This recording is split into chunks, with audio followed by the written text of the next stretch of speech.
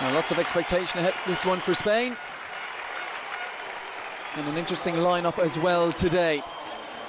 Serbia being led by Branislav Ivanovic on the occasion of his 50th cap.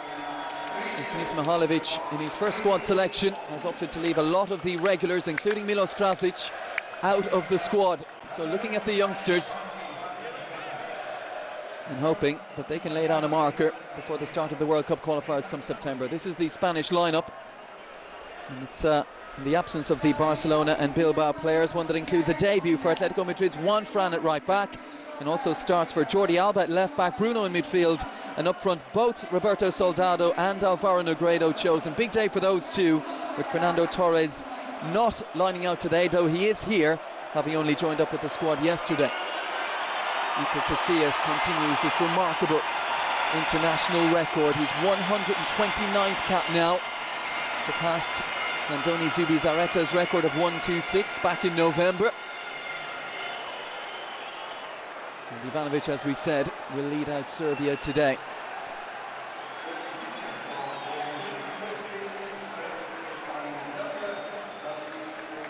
Now this is the Serbian lineup, the first chosen by Sinisa Mihajlovic. Ivanovic making his 50th appearance, a lineup that also includes Neven Subotic after another fantastic season with Borussia Dortmund. And also in there Alexander Kolarov. And the line will be led by Osasuna's Dejan Lekic. Well, everywhere Mihajlovic goes, talking points tend to follow, as we see Mata and Torres sitting in the stands today. And particularly from Torres' point of view, he'll be sitting, I'd imagine, a little uneasily. No David Villa, of course, record scorer for Spain, as we know, won't be making it to the championships, but an opportunity today for Soldado and Negredo, and of course Fernando Llorente from Bilbao to come back into the squad as well. Absolutely, and Fernando Torres will sit there, Des, and he'll look at this game, and I'm telling you, he won't want Negredo and Soldado to play well. You know, that's the nature of the game, the nature of the beast. He wants to be in the championships. Juan Mata certainly is going to be there, but lots of these Spanish players, the likes of Bruno Soriano, Navas, certainly Jordi Alba, they will just be sweating a little bit on their place. I know it's going to be announced very shortly, but I like to see this type of game. Both sides have got players that have got, you know, not that much experience, some young youth out there to see how they can, you know, handle themselves in a big game. Big day for the likes of Raul Albiol as well, who's been around a long time with the national side, but certainly not assured of a starting berth. Many people are looking at Ramos alongside Piqué there for Spain, who were 100% in the qualifiers. They breezed through their group in very impressive fashion. Del Bosque had the luxury of being able to use 28 players over the course of that campaign, but just 23 to be confirmed tomorrow. So an anxious 24 hours for some. Here is Sergio Ramos, league title winner again in Spain, after they ended the dominance, the recent dominance of Barcelona. Well, Barcelona, very impressive yesterday in winning the Copa del Rey final against Bilbao. Lots of pressure on Spain again, Robbie, going into it as defending champions with the World Cup title as well under their belt. Oh, there is, and I think they're always, the expectation now is so high with them, and you know, there's been a lot of talk as well about Spain, but also Germany. Germany, I think in a lot of people's eyes, are the favourites going into the Euros. I disagree. I still think Spain, when you go down their squad list, when you, particularly the midfield, it's packed with great talent. These friendly games aren't going to mean that much. It's all about the first game in the Euros for them against Italy. What an opener that is. We also have the Republic of Ireland and Croatia in that group. From Mihajlovic's point of view, as expected, he's gone with a back three: Subotic, Ivanovic and Dusko Tosic. So we're looking at the likes of Dusan Basta of Udinese up and down the right-hand side, and Alexander Kolarov Up and down the left, early turn and an early shooting chance. Save from Kariman. And Ivanovic can prevent the corner. Well, the first shot of one of those strikers here, Alvaro Negredo here. Not a bad effort, gets it out of his feet, moves the ball to his stronger left-hand side. 14 league goals for Sevilla this season. Here's Santi Cazorla. First charge down. Isn't it up there? Just comes across the ball a little bit, heading into the corner. Good early save from Kariman.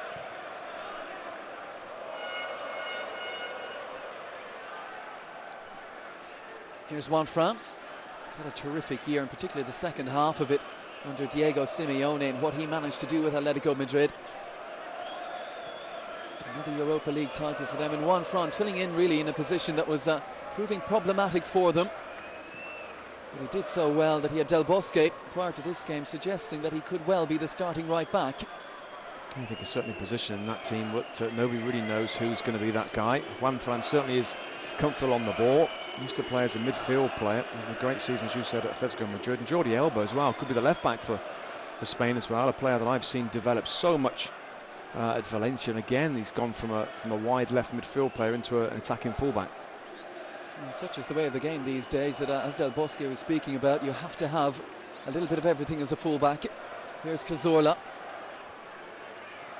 And again, looking to push one in behind. Decent ball as well, crossing chance towards the back post. Didn't quite reach Jesus Navas. And it will go out for a throw for Serbia.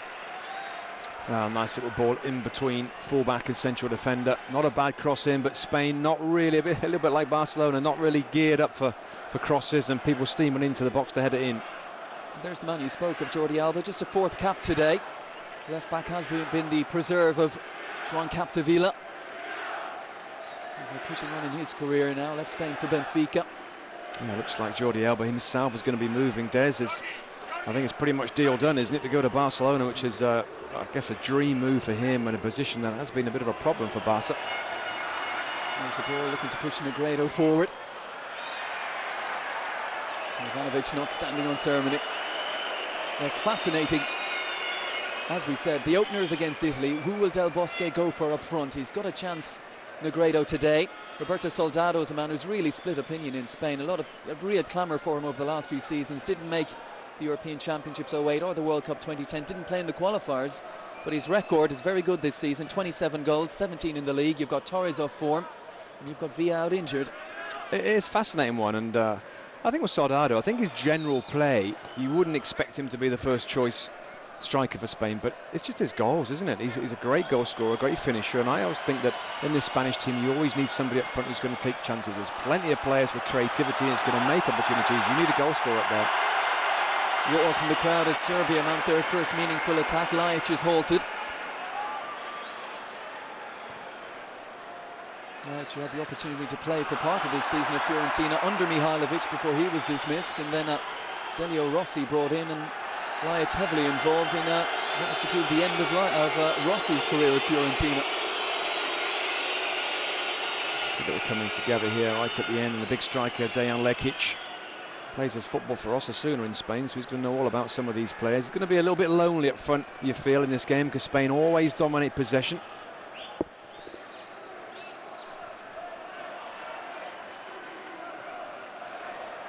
Navas out on that right-hand side. He's had a really good career with Sevilla. A couple of UEFA Cups back-to-back.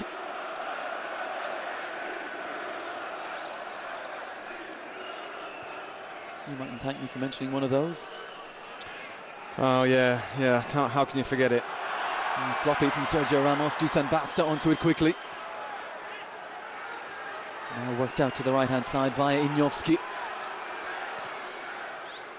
Juricic inside, shooting chance from distance here.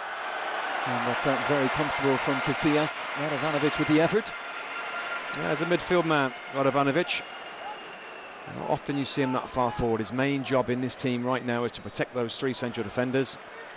Ignjushevic alongside him as well. And Juricic, lots of midfield players in there, Des, you know, in these kind of in-between positions, if you like. And that allows that when you play with the three at the back. You've got two wide wing-backs in Kolarov and Basta.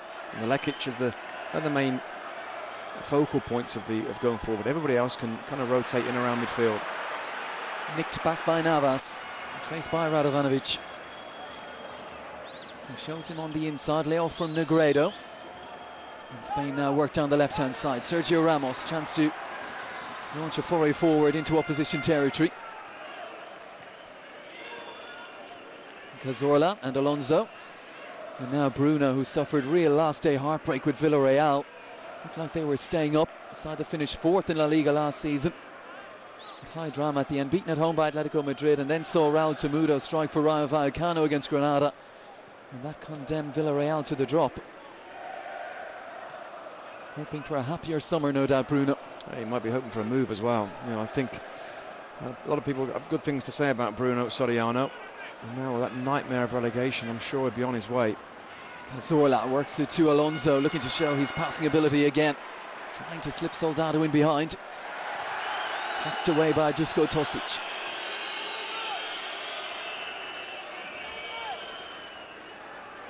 And what a fantastic job this man has done. Came in after the Euro 8 win under Luis Aragonés. Yeah, that's some pressure, isn't it, to go on after the team had won the European Championships into a World Cup where they were regarded as quite strong favourites, and managed to do it, pull it off, was great for him. And now he continues to try and do something that's never been done before, a Euro, World Cup and then a Euro. So it's a difficult task, but I think a man of experience, a man that the players certainly respect, and the media as well really like Vicente del Bosque as the manager of Spain. Here's Jordi Alba in tandem with Cazorla. Has this ability to go either side. Santi Cazorla, strong challenge came in on him. Recycle possession, Navas looking to squeeze one into Soldado. And they'll come again with Juanfran. And that rebounds off Dusko Tosic, Spain throw it.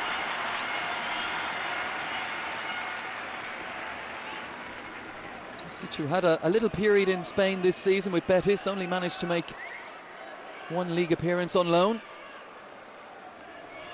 Player who has bounced around and not played a whole lot of first-team football at club level, but back now at Red Star. Team of the season there. Alba again. Bruno on to Alonso. Negredo dropping off. Bruno again. Unimpeded cross here for Cazorla, but he can't make the most of it.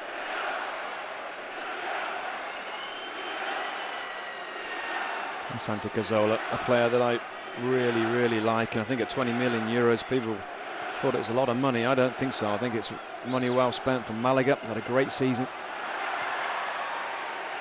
Showing his versatility as well this season. Played a lot in the centre of midfield. We knew him as a right winger with Villarreal. He's on the left for Spain today. Radovanovic pushed out towards this near touchline where he's running out of play. There are rumours that Dejan Stankovic, who is retired, will be brought back by Mihajlovic. Nemanja Vidic as well, of course, who's been out long-term injured. I'm sure he'd like to have that little bit of experience in what he's putting together. Is a very young squad in the main, Mihajlovic. It is for this particular game. I still think there's great players, really good players, that's not in this squad. We know there's experience there with Subotic and Ivanovic and a couple of others, but there's a lot of good players. And Ninkovic, Stankovic, as you said, Kuzmanovic, a player that I like as a midfield player. There's lots. Nikola Zigic, I'm not sure about him, the big striker, whether he's going to get a look in, but this really is about experimentation for Mihajlovic to take a look at some of these young players and see how they can cope against such a great team of Spain. Milos Krasic as well, who 2-3 seasons ago looked for all the world a world beater, raiding up and down the right-hand side for club and country, but hasn't happened for him at Juventus. Then again, fresh manager at national level might mean a fresh opportunity for him. Back with Casillas again, who went through that World Cup campaign, conceding just 2 goals. So much mentioned about Spain going forward, but defensively they certainly got it right. Yeah, he's a great goalkeeper. There's no question about that. And of course, he'll be delighted with what he's done at his club team and winning the Primera Division in Spain. Same with Sergio Ramos as well, as a central defender now. He used to be a right back, didn't he? But I think he'll probably start as a centre back. Good covering by Juanfran there. Headed away by Ivanovic. Radovanovic, and now Tosic.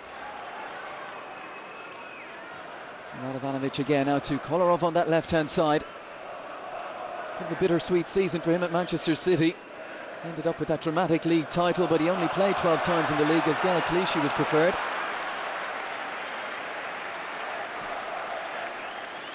That's the other fullback there, Dusan Basta. And really, if Serbia are going to have any joy going forward, they've got to try and get the ball to Kolarov and Basta. Provide a little bit of service to Lekic, that lone striker. Lovely take from Cazorla, and then Albiol hammers it forward to halfway. Picked up by Tosic, who is allowed to run by Soldado. Kolarov makes his move now. He's nicked it beyond one front, looking to flash it across towards Lekic.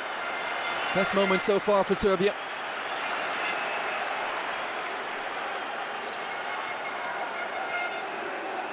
Well, Spain are playing a 4-4-2 in this game.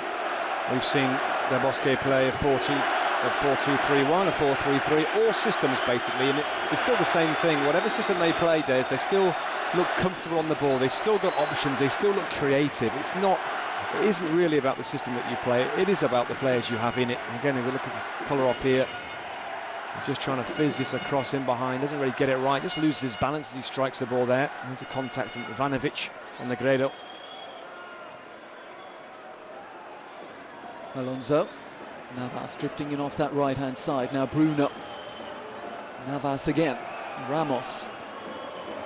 Spain beginning to knock it about now. Santi Cazorla. Alba's always available on this left-hand side. Bruno.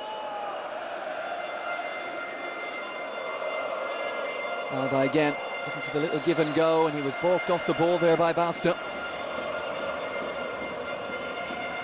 Well, so often happens in Spain and Spanish teams. The fullbacks make the width. The wide guys, Cazorla and Navas in this case, roll inside, and then the fullbacks get round the outside there. Basta just blocked off the run of Jordi Alba.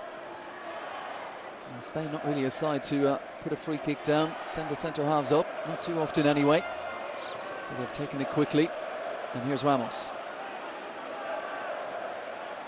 Navas again leaving room down that right-hand side for one front if they decide to go that way. Went instead for Soldado. Lekic. He's overcooked that one to Radovanovic, and Alonso's on it now. Negredo makes his move. Offside flag is up.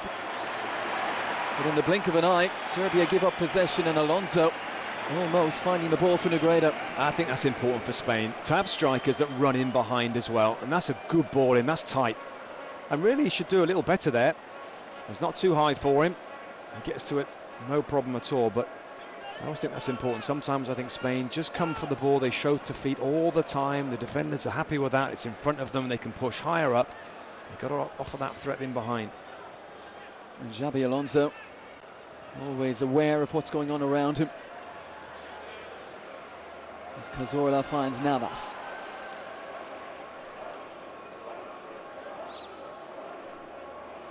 Alonso. Cazorla again, here goes Navas. Just go Tosic across. And it will be another Spain corner. They've got to be a little bit careful, Serbia. You talked about the 3 at the back / 5 at the back, and at times at the moment it's just 3. Kolarov at times will have to get back in there to fill that area. We've seen both flanks now expose Serbia a little bit.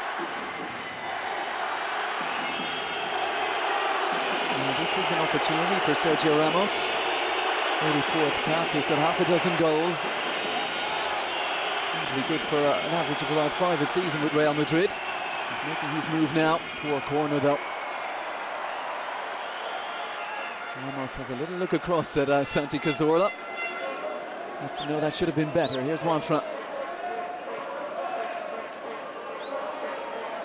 Cazorla. Alonso. Cazorla again, a few yards of space ahead of him. Navas. And once more.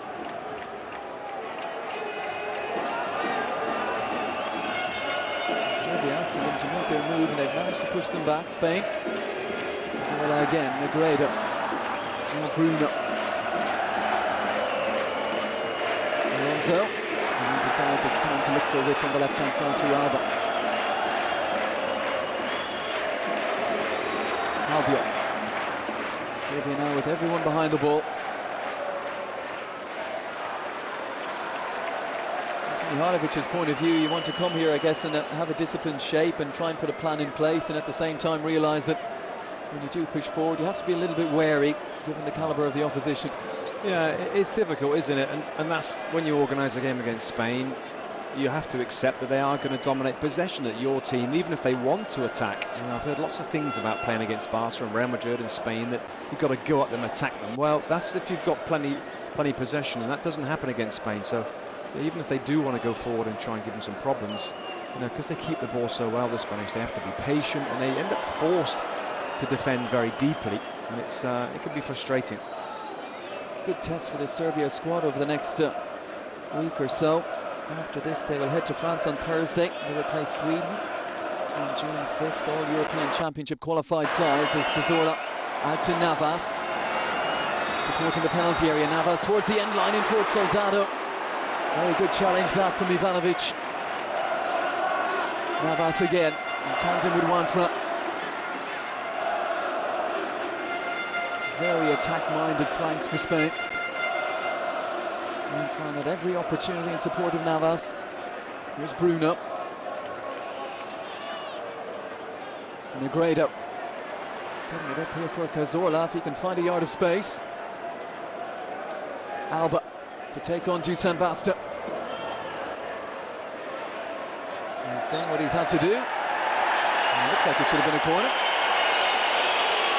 Yeah, I thought so as well. Jordi Alba here, just going for a little nutmeg on the sideline. There's from the other side, Navas getting in behind that full back again. There it is, a little nutmeg. I didn't see it come back off of Jordi Alba there. Get away with that one, I think, Serbia.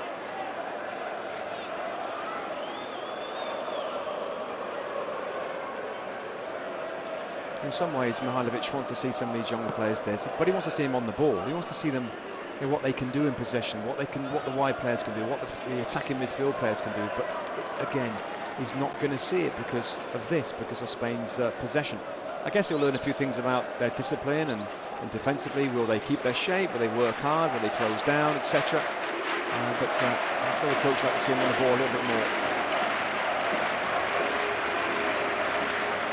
Mihajlovic, there aren't many more abrasive characters in the game as player and manager. For one of these Serbian youngsters, you want to go out and show them what you can do.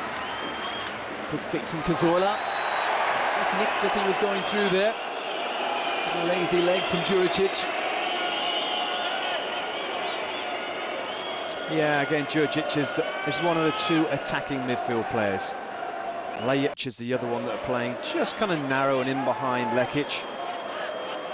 Just doesn't come quite as natural to defend. Oh, Alonso spotted an opportunity to take it quickly. Sergio Ramos was about to attack it, lost his footing. He acknowledges the quick thinking of Xabi Alonso there.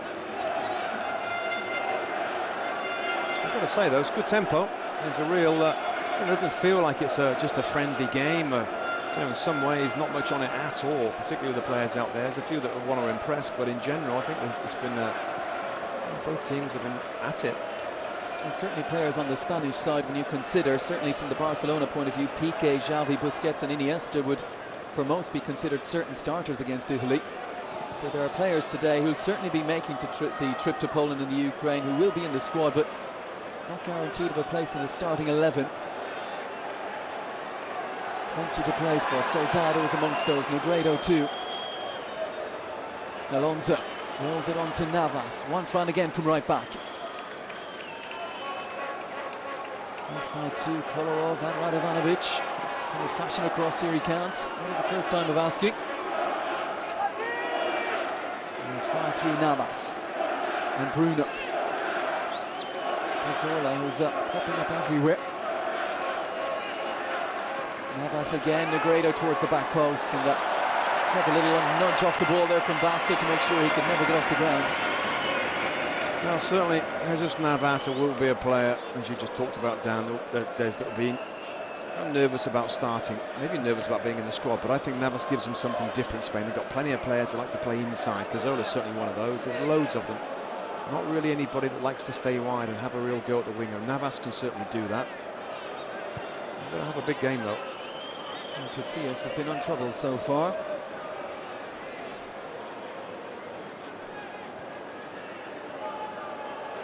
Spain's last game, a rout against Venezuela back in February, saw Casillas equal Van der Sar's record of 72 international clean sheets. There's a good chance today he might move ahead of Van der Sar, given the first quarter, how that's gone today. Nothing really from an attacking point of view from Serbia thus far. Kolarov's throw it. Up in the air for Ninovsky. Ramos and Alba.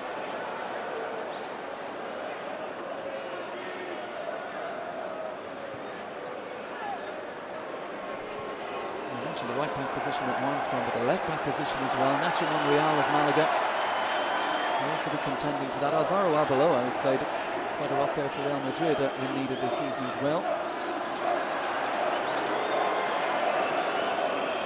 Headaches for Del Bosque, but of the welcome kind. Yeah, I mean, the Spanish team's not about being super strong defensively, it's about possession. You just talked about the record there for Iker Casillas. It's not as though he's got the best defenders in the world, he's just got a team that keep the ball so well that they're not asked to defend that many times in the game. But too much contact, I guess, from Sergio Ramos that time.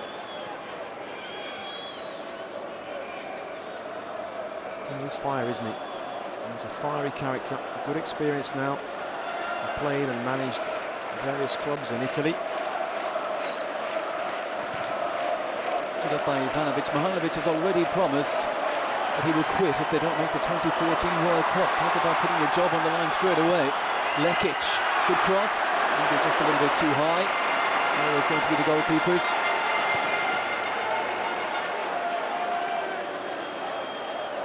Navas, who's had a sparkling first quarter.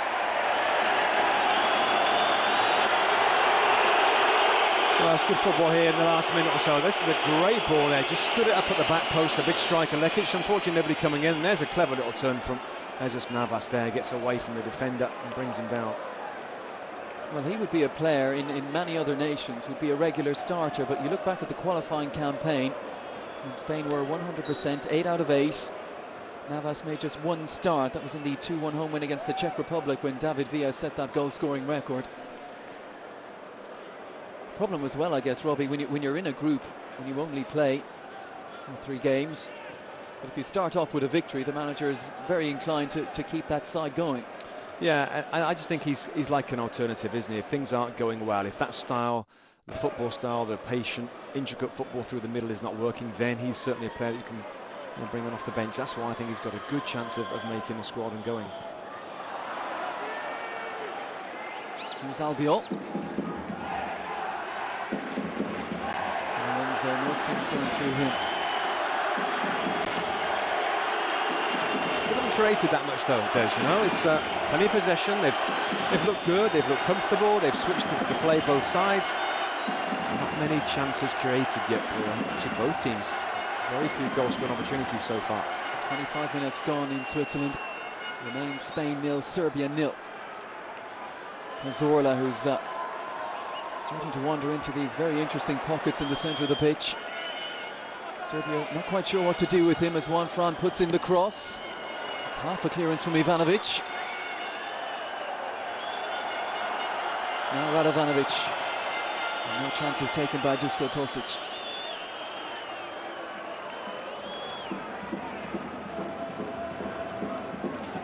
Really exciting for the Spain national side going forward. You look back at last summer and they won the under-21 European Championship, and there's a possibility of potentially 8 of the starting 11 in that under-21 final could make the final senior squad this summer. It will all be decided tomorrow. Play on, says the referee, as Alba was fouled having released the ball. Here's Cazorla. Negredo. Serbia again happy to get bodies behind the ball. Juan Fran. Chance to have a run against Lajic. And the longer they pass the ball, the more passes. It just gives the opponents more time to find the spots, get into the defensive zones. It's difficult to then to break down. In a normal game of football, days, you know, both teams have possession and goals are scored so many times in turnovers, in transitions. Well, if one team isn't having the ball, then that kind of possibility is a lot less for Spain. And Soldado not happy with the treatment that was meted out to him there in that challenge. And friendly or not, Serbia not standing on ceremony. As Alonso is going to have a go from inside his own half. He hasn't, has he? Oh, he was only a matter of a foot or two away. We've seen him do it before, and he almost did it again. My goodness, though, Des, how far away? I mean, he's way inside his own half there, unleashes this incredible strike there. How far over the top? I guess a couple of feet over the top. Goalkeeper way out of position. That's incredible. We've seen him do it. Luton, Newcastle. It just goes to show Spain can be inside their own half and still pose a threat. I just can't believe how far back it was. Normally those are in and around the halfway line, maybe 5 yards inside. I mean, that was 15, 20 yards inside his own half. A 70-yard shot or something. And inside his own possession in the centre circle there, some of the Spanish supporters shouting to shoot again. Not quite sure Karaman will be wandering too far out of his penalty area for Serbia. And to have that confidence in your own ability and to have the ability to execute as well. A super player in his days, as 5 seasons with Liverpool, Xabi Alonso. A magnificent part of that Real Madrid side that won back the title this season. And you think about Liverpool, and really that was the beginning of the downfall, I guess, when they let him go to Real Madrid. Lovely footballer.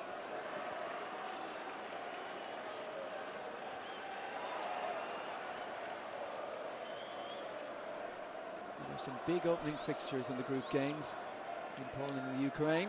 Spain, Italy, right up there amongst them. And Cesare Prandelli is a confident manager. He's got an Italy side playing very well. They went undefeated in qualifying as well, 8 wins and 2 draws. And they'll be approaching that one with confidence too. Yeah, I mean, it's just going to be a great game. Great game to watch. Italy, nobody really expects them to do too much. I'm not so sure. I still think they've got good players. Unpredictable. We know they're going to be strong defensively. That'll be a fascinating first game. And he's been brave, Prandelli, as well. He's opted for some faces that many mightn't have gone for. He's been happy to change it up. Basta. Chance to push forward. It's a wayward ball, though, when they have it. Got to hold it a little bit better.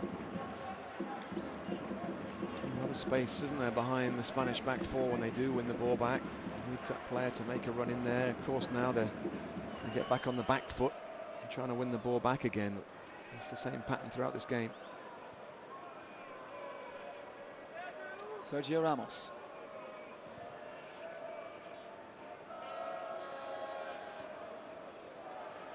Bruno. Creeping towards the half hour. Still no breakthrough for Spain, who've dominated possession. Cazorla, Jordi Alba. Oh, just got that one all wrong. The Bus could be annoyed here because this is what you want to get, is in behind the defenders, around the outside or through the middle. They did it that time. It's just that final ball was very casual from Jordi Alba. Oh, that's casual as well from Tosic, and Negredo could take advantage here. He's managed to maintain his footing, looking for the bottom corner. Well, he had Damir Karaman sprawling. Yeah, and this is what I talked about, the turnovers, the opportunities you get when the opponents have the ball. Good example right here. Other options there, Des. You know, he could have played a 1-2. He had certainly had somebody coming on the outside of him. And I just think sometimes with these two strikers in this game, they haven't seen much of the ball. It's all been about possession. The midfield guys get it. They go to one side, to the other side. Almost starved of it because of the patient nature of the way they play. So when they've got the ball, only eyes for goal that time from Negredo.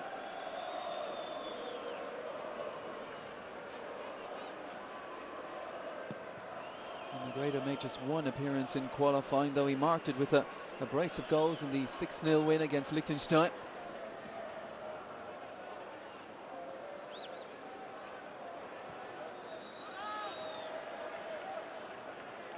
I just wonder, could there be a story written for Fernando Torres at these European Championships? He's been out of sorts and he's had all those injuries since the World Cup 2010 after a magnificent European Championships when he scored the winning goal in the final, outshone by David Villa at the World Cup, and he's had all manner of problems on and off the pitch since.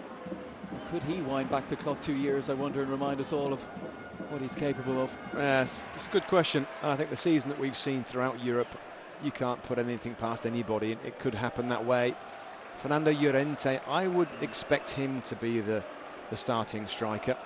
You've got to imagine they're going to put a lot of players in midfield. I wouldn't have thought they'd have played 4-4-2 in the first game anyway against Italy, but I don't know, maybe you're right. Maybe Torres is going to go, maybe he's going to be on the bench for a long time and come on and make a big impact. But certainly he's got the ability to do it. I'm sure his confidence is not where he wants it to be, but Lajic with the layoff, and Kolarov coming forward, edge of the penalty area. And a terrific left boot, tried to show it to good effect there under pressure though. I wonder if Del Bosque has spoken to Torres. I wonder if Torres knows where he is in the pecking order. Sometimes managers might let you know, sometimes they'll just keep you on edge, keep you working hard in training if you're not exactly sure where you stand. Dusan Basta.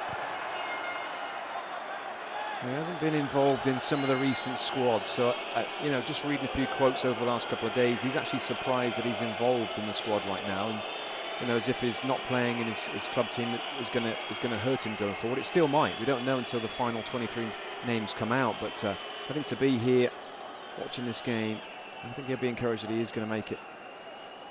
Well, these, with what, a couple of weeks to go, are always the worrying moments for the coaches heading to the big championships. Jordi Alba down.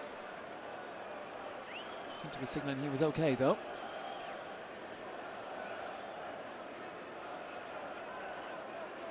I don't think many people would argue though if as you suggested, it would be Llorente to start. He's got a bit of everything about him, hasn't he? Big, strong striker. He can hold it up, he can head goals, good with the ball at his feet as well, and he's had a terrific season with Bilbao. Yeah, he has, and he's a consistent performer, you know, and sometimes I feel that Spain, just to try and mix things up a little bit, it's good to have a bigger guy up front for that option. David Villa didn't provide that option. Of course, he's a brilliant goal scorer in himself, but I think Llorente will be favoured to start up there.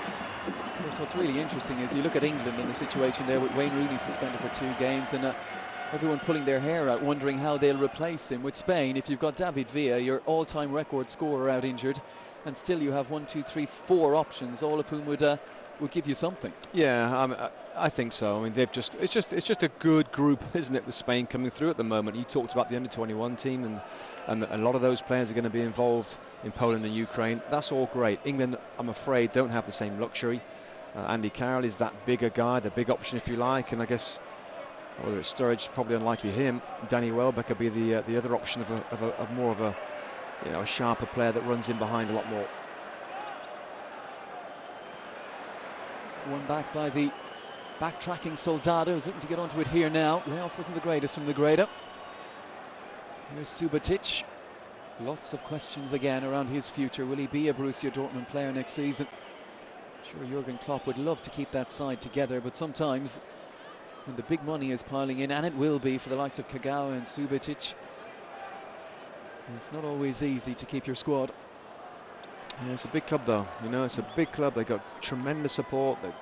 80,000 people come to watch them every home game. It's just a fascinating story and a great club to be at right now. But you're absolutely right, Kagawa's one player that certainly is going to leave, and it looks like Manchester United are making an offer for him. Other players, Mario Götze, of course, has been a target for certain players. Nuri Sahin left for Real Madrid, had a bit of a disappointing season. So they're heading back, apparently. Yeah, so I think it probably will be the case that Jurgen Klopp will just be wishing that the players come back for pre-season training and stay there. And Lewandowski as well, who we see, it'll be emotional for him, won't it, as it would Poland as one of the co-hosts, but his transfer value, I'm sure, if he's a good European Championships off the back of what he produced for Dortmund, well, his price could rise as well. Yeah, it's just remarkable. I mean, he was a player that probably didn't expect to play that many games as the season before. Lucas Barrios was the main striker who scored the goals, and of course Lewandowski's taken his chance really well to be the main striker, and he's looked very good in partnership with Shinji Kagawa. Strong challenge by Albiol and Lajic. And here is Subotic, who set us off on that meandering train of thought there. We're back with Spain and Serbia. And here's Kolarov. Chance to have a run here. It's backing up one front, fantastic ball in. Flag is up though, goal won't count. Not quite sure if Lekic got a touch or not, I think he may have. The joy has turned to disappointment. Maybe he just started that run a little bit early. Let's take a look there. and that's a great angle, and you see there he's certainly offside as the ball comes in. I'm sure there's going to be a touch as it comes across.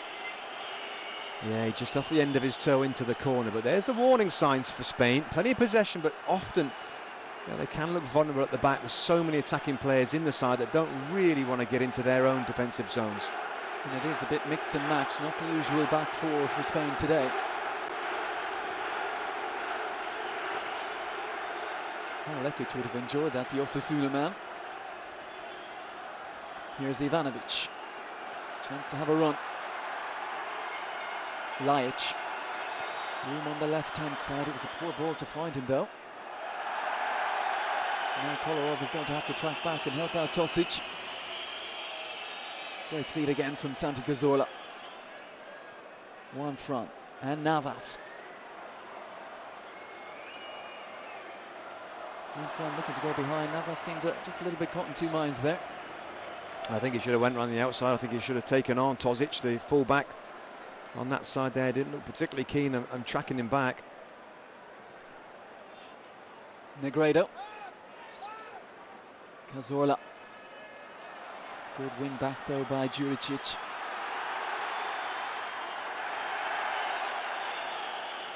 He's got to do better. He has to do better. Those turnovers in midfield, Serbia have got to make the most of them, else it'd be like this all the way through the game. Just defending and trying to get the ball back all the time. Got to take care of it. Lovely little touch that by Cazorla for Soldado. Cazorla on it again. Here's Negredo, strong challenge. I think it's Inyovski.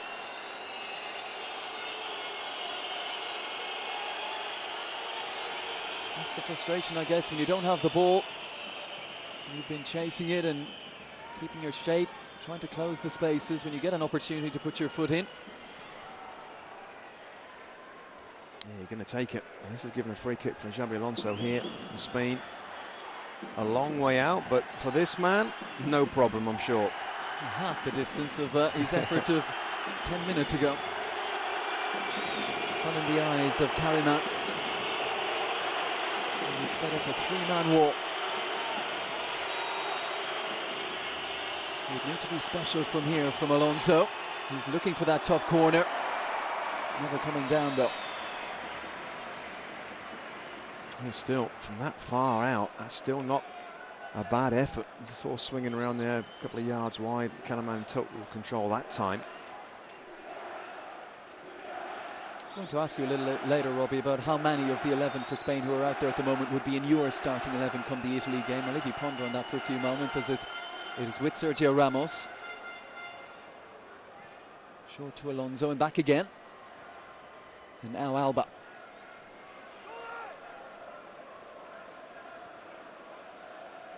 Alonso.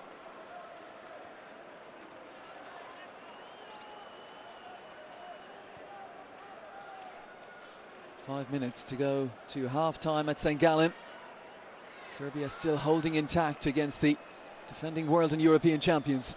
Much change Spain today.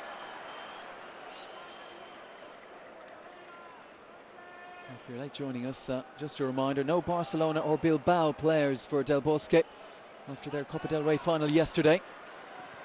One front from distance.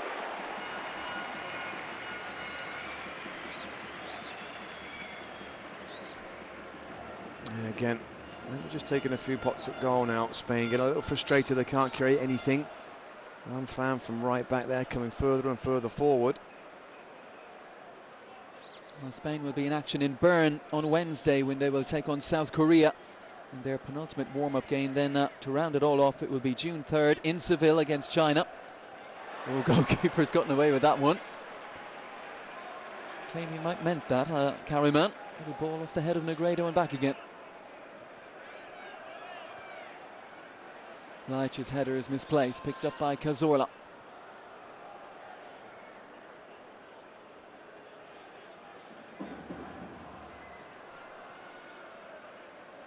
Alonso splits the defender's ball to the feet of Negredo, but a strong challenge at his back by Ivanovic, who's had a good half.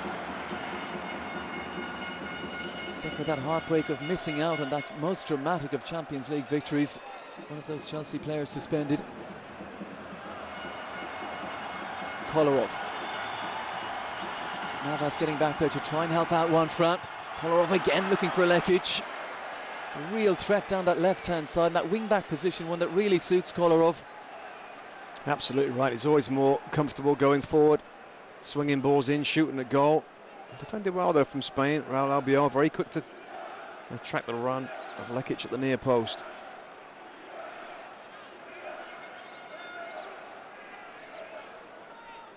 Serbia in recent games had one in a couple in February actually. And going back into last year, they have struggled for goals going forward. It's been a problem for them. As we mentioned earlier, haven't seen a whole lot of them as an attacking force. They have had the ball in the net, ruled out correctly though. Offside against Dejan Lekic. That's something that Mihailovic will be looking to remedy. World Cup qualifying group that has them in with Croatia, Belgium, Scotland, Macedonia and Wales. Group that's looking hard to call already. Cazorla. Alba. And they've pretty much had it in terms of possession as they would have wanted it in this first half, but as Robbie Mustoe alongside me has said, they haven't really created any clear-cut chances. It's difficult. The ball goes back here. Serbia just shuffle across. They're compact. There's not any space, as you can see there, really behind those defenders. You've got to try and pick a way through, or what I think is just swing a few balls into the centre from wide areas. And sometimes you see these Spanish teams try time and time again to go through the middle, and I understand that's plan A, but I always think a packed out defence and a tight midfield, it's difficult. Just throw a few balls in there from as high as you can get in the wide areas, particularly when you've got two strikers playing in your team. A game like this as well, I mean, from a player's point of view, you don't want to have part of your mind on avoiding injury. It's always the easiest way to get injured. But there's also the atmosphere. It's not as raucous as it certainly will be in Gdansk when they face Italy June 10th. From Bosquet's point of view, he's looking at shape. He's looking at players who might be pushing for a place in the starting 11. Certainly players who are pushing just for a place at the moment in the squad, the final squad of 23 to be announced tomorrow. Dusan Basta. Radovanovic out to the man who has looked most dangerous, Kolarov. Lekic, he never really controlled it, felt it may have been a hand in the back from Albiol. If there wasn't much of one, and no free kick given. Here's Soldado to Navas. Negredo heading towards the penalty area. Navas holding on, now Bruno and Alonso. Final 30 seconds of this first half, Cazorla. Cleverly onto his right foot, and then a breakdown in communication with Soldado.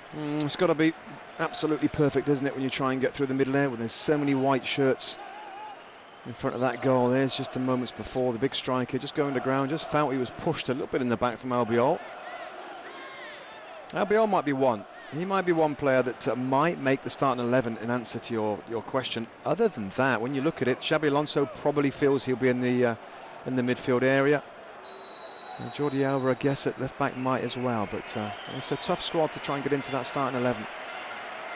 Well, half-time in St. Gallen and no goals to report of Dejan Lekic with the ball in the net, but ruled out for offside. Good decision by the officials as he touched in the ball from Kolarov. But Spain have dominated possession, not surprisingly. But they haven't had that cutting edge in the final third. Negredo and Soldado selected to start today. They haven't really had a clear sight of goal. So half-time, it's Spain 0, Serbia 0. And we'll be back with more after the break. You put 4 years of work into something and you got one lap to put it together. I mean, it's pretty daunting if you want to think about it like that. I try to break things down into a process and not get too caught up into that, because I think if you dwelled on that for 4 years, you'd be a wreck. Sam Willoughby on the next Aussies Abroad. Wednesday. Only on ESPN. It began with over 11 million spellers, whittled down to 278 of the world's best. From Washington, D.C., they'll compete in the biggest moment of their young lives. Simultricus. Is it Greek? ESPN presents the 2012 Scripps National Spelling Bee. Final rounds live Friday on ESPN2. Hello there. So another season is in the history books. It will be a season that will live long in the memory of fans, if for no other reason but it was almost impossible to predict what was going to happen. The Champions League was supposed to be all locked up a long time ago with an all-Spanish final. This didn't happen. Then Bayern Munich at home could not lose. Chelsea had other ideas. They didn't just park the bus. They took a fleet of London's black cabs to go with the bus. Bayern Munich were stuck in traffic most of the game, and even when they found an open road to score, it was short-lived as Drogba took a taxi and drove Chelsea into extra time. It'll not go down in the minds of the purists as one of the great games, but when it got the penalty kicks, there is no denying that the drama took over, and once again Drogba, as he has done so often, was the man to steer the ball into the owl onion bag and give Chelsea and owner Abramovich the much coveted Champions League trophy. The cup affectionate, you know, his big ears will spend a year in London. That's what's in the owl onion bag this week. I'm Tommy Smith with a Y. Checking in. Your name, please. Michael Jordan. Oh. Michael Jordan, 8 o'clock? Oh. That's me. Oh. Oh. Man.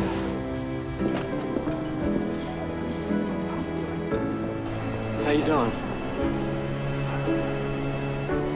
Really? Let's go. Hi, Jason Bennett alongside Robbie Madison, looking ahead to X Games 2012. And Robbie, the countdown's begun. Mate, 100%. Guys across the world, athletes from all disciplines, going for it, pushing the limits in discipline, skill, everything that they've got, and we're drawing down to the line, seeing who's going to be the champion. So many Aussies in so many different events, plenty to look forward to. You'll see all the action right here, live and exclusive on ESPN. X Games 2012 on your worldwide leader in sports.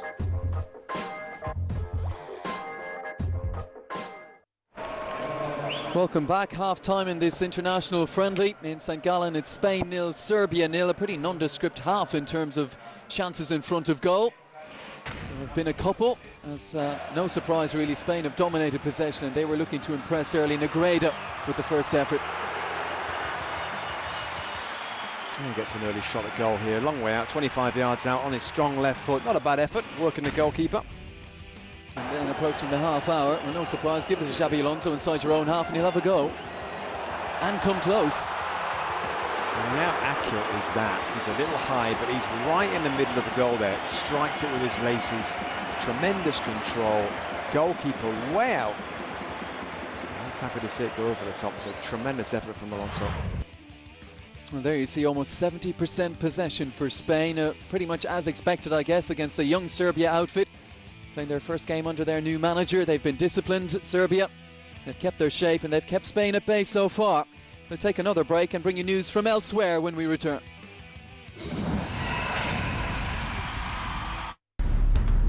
Playback ESPN, Major League Baseball, Cardinals versus Dodgers. Here are the Dodgers looking for the sweep, and they're going to get on the board in the first inning. Ethier drives in Herrera 1-0. First and third, one out. Ripped into right field, a base hit's going to get all the way to the corner. Descalso in to score. For Carl getting the wave. He'll score. Throw to third. Not in time. It's a two-run triple to tie the game. Another looper. Another base hit. And 2 runs will score. Bottom 7, 2-run game. And he drives it. And it's gone. First major league home run for Scott Van Slyke. 3-0 green light and a home run to give the Dodgers a 6-5 lead. It began with over 11 million spellers, whittled down to 278 of the world's best. From Washington, D.C., they'll compete in the biggest moment of their young lives. Simultricus. Is it Greek? ESPN presents the 2012 Scripps National Spelling Bee. Final rounds live Friday on ESPN2. Baseball tells the story of an incredible fresh start. March 30th, 2008. Opening night at the brand new Nationals Park ends in dramatic fashion. Belted. Deep left center. The ball game is over. Ryan Zimmerman has delivered the happy ending for the Nationals. Be there for the moments you won't forget. Nationals Braves, live Monday on ESPN2.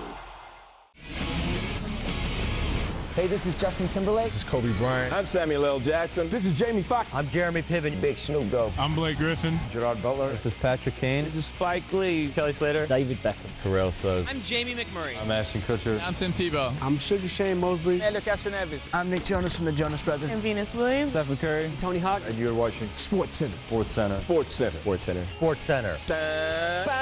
Shout-out. At the UEFA Champions League final in Munich, Bayern looked poised for a hometown victory late into the game. But through patience, strong defence and sheer determination, Chelsea have an equaliser. Didier Drogba. Chelsea persevered against all odds. We congratulate Chelsea FC.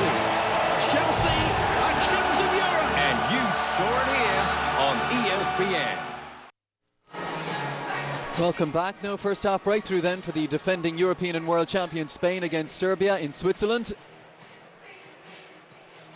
Pretty frustrating half for Spain. They've dominated possession but haven't really troubled the Serbian goalkeeper Damir Kariman in that first half. So time for some half-time refreshments as we bring you up to speed with events elsewhere.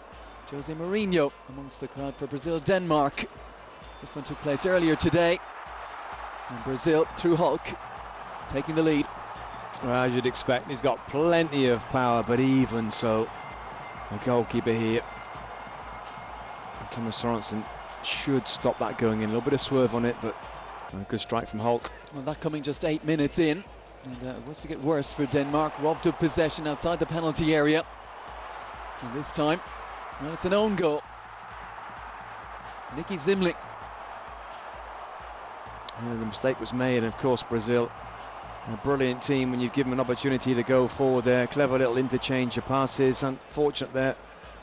And Zimling with the own goal. Well, for Denmark, who start against the Netherlands, they'd have wanted to make sure defensively they were good today. They weren't. Daniel Agger losing possession. And Hulk in again. Let's talk about Hulk maybe making a move to England. A few clubs, I'm sure, would love his signature. They've got that huge release clause, I think, in his Porto contract, but he's showing what a great player he is, and maybe the best striker that Brazil have got right now. And there was to be a late consolation, 20 minutes from time for Denmark.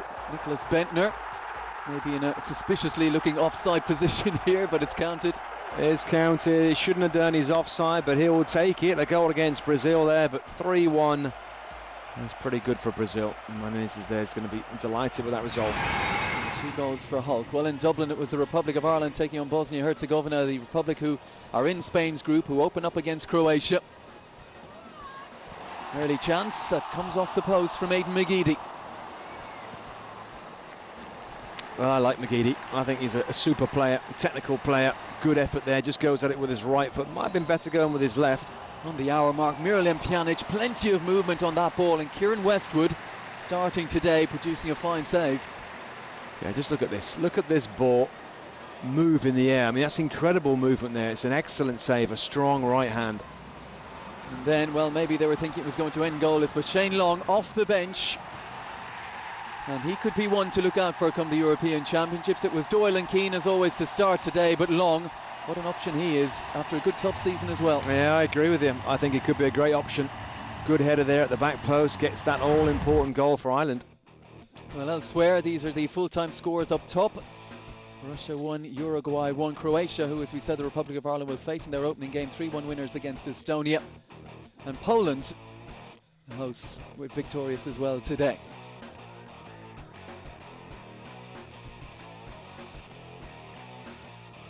Still some games to come over the course of the weekend, and you can see those there on your screen.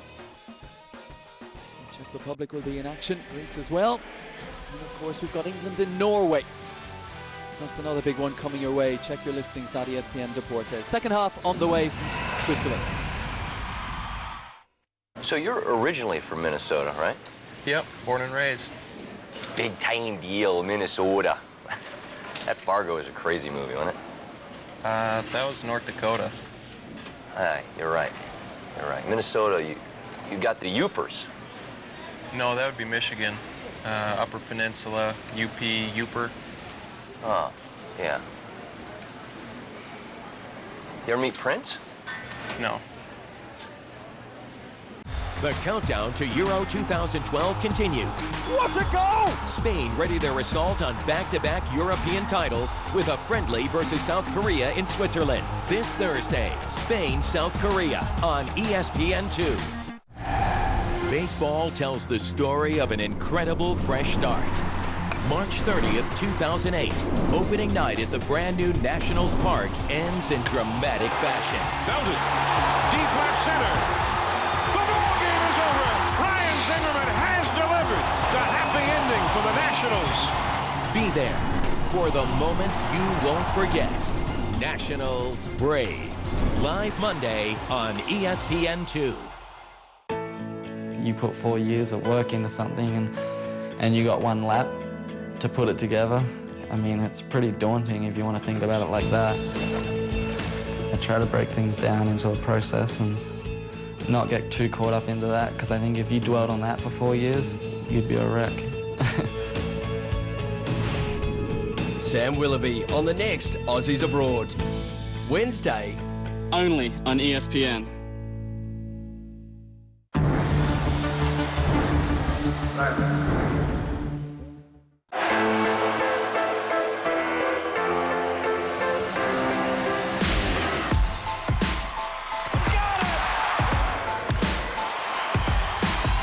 Head on her shoulder, she probably stayed. Wow! From King's College in March. She says that I'm her favorite because she admires the art. Michelangelo with the flow, Picasso with the ball. She's well put together like a piece by Gershwin. Renaissance style. What a goal! Fix a smile and pack your bags real good, baby. Way back and gone! Tell me how you feel. What's your fantasy? I see you spin. Oh, what a shot! You can put your feet up.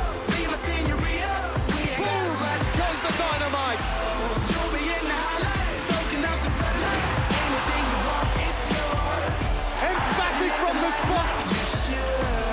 You say you never had it so good. Sublime football all round.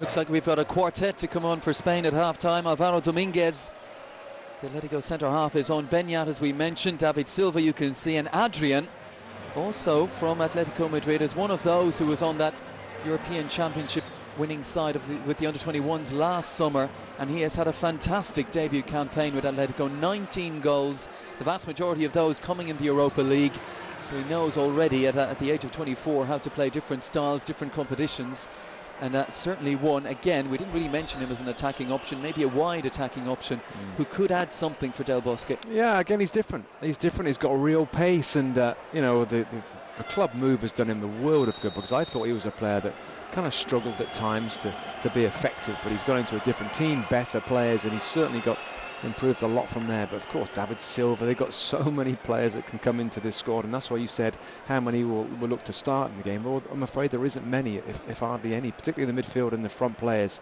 because other players are getting rested up. You do wonder, has Del Bosque firmed down his starting 11 to face Italy, or how many of those places are up for grabs? Centre half, there could certainly be one. Right back and left back, there might be options as well. Certainly going forward, you're looking at some certainties, the likes of Iniesta, you'd imagine Xavi, Alonso, and Busquets as well. Yeah, Santi Cazorla on the ball, David Silva. I mean, there's just so many of them of this style and quality. Adrian with the layoff, and here's Juanfran. Now club and international teammates, Navas. Held up, left-footed cross this time.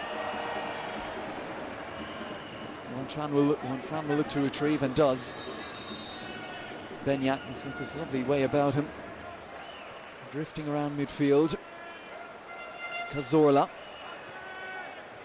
slips it to Silva. So clever in possession, protects the ball so well, but when he played it behind, Adrian was making his run, wanted it in front. A good run though from the striker. Adrian. That's what they need. I always think Spain, a player that makes the runs in behind. There's plenty that can deliver the pass, but those players need an option. They need somebody to run in behind, and that was a good option that time. I think Silva just got the wrong decision there with where he played it. Adrian certainly a centre forward with the under-21 side, but at club level, operating wide right or wide left. The centre forward position there taken by a certain Falcao.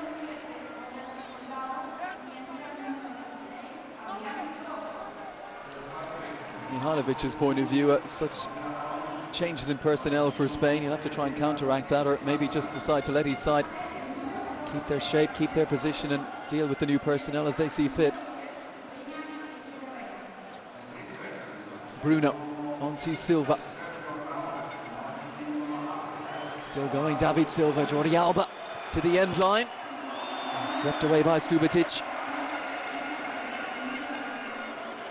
That's good work. There's the run on the outside here. Again, getting in behind, critical. Again, the final ball isn't a good one. Here's Silva again, barged off it by Dusko Tosic. Now Lajic, who certainly had his heels clipped.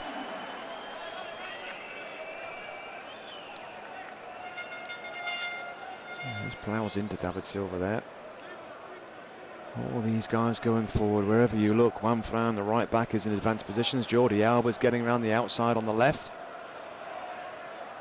And Dominguez just stood off there, and he gave Basta an opportunity. Tidied up by Albiol. Little hesitant, the half-time substitute Alvaro Dominguez there. And when they play this way, as you said, pushing on from all angles, there's a real responsibility on the two centre halves, and whoever he chooses in defensive midfield. And look at Italy's record through their group. They conceded just 2 goals under Prandelli in qualifying. Yeah, they've got enough players as well, Italy, to hit Spain on the counter-attack. That is the, that's what they always worry about, Spain and possession teams, is the counter, and teams know that, and that is the way to play against this style. Navas with Juan Fran again. Shown onto his left foot. Here's Benyat. Cazorla.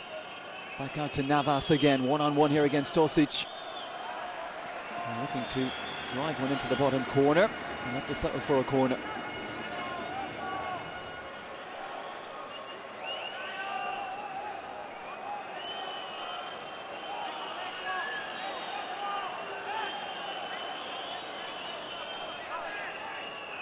Lekic told by Karaman exactly where he wants him to stand, and the goalkeeper takes control of that situation. And Basta foul by Benyat.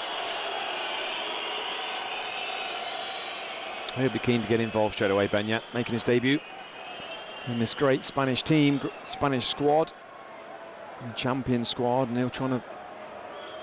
It's a little bit unfortunate there. Number 10, Benyat, plays centrally in and around David Silva. They might get in each other's way a little bit. That's the nature of the way that they play. Santa Cazorla is another player that will roll inside. Adrian really is the guy that has to stay high and make those runs in behind. He's got a bit of a problem here with his elbow, the defender.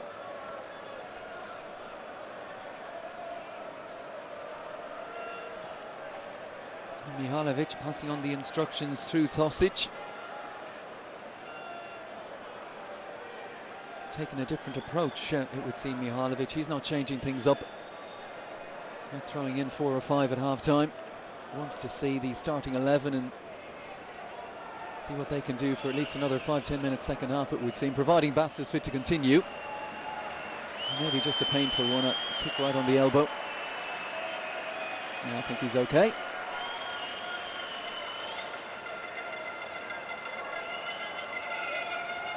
I think he'd still like to see his team be a little bit better on the ball. If there's things that were said at half-time from Mihajlovic, I would have think it would have been take care of the ball a little more when we get it. Let's see if we can, like this. That's good play, good football. Just put 4 or 5 passes together. It gives the defenders a rest. It gives Spain a little bit of work to do without the ball, which they don't like doing.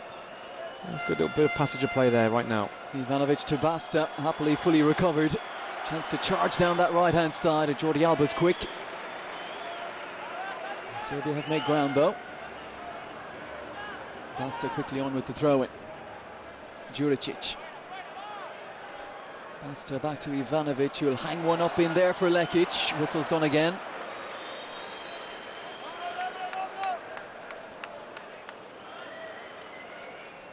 Yeah, again, just goes a little early. It's a little lazy because there's no real question there. He knows this ball is going to be served in first time. You can see by the body shape of Ivanovic he's going to do that. Has to get himself back onside, ready for that. Roll forward by Albiol. And now Bruno, who's the one just sitting in front of those centre halves. Cazorla. Part of the victorious Euro winners of 08. Missed out in the 2010 World Cup. He had a hernia problem. So he's anxious to get back into major championship play. Santi Cazorla. He's in a good position again there, but surprisingly David Silva couldn't find him. Here's Lekic. Lajic. He's lost it. Good challenge by one front. Silva. Now to the left-hand side on Alba. Benyat. Bruno again. Serbia managing to slow Spain down once more. Lekic. Muscled off it by Albiol. Good work by the centre half. Then Navas inside to Silva. A little bit of space here for Cazorla, but quickly closed down. Serbia continuing to work hard.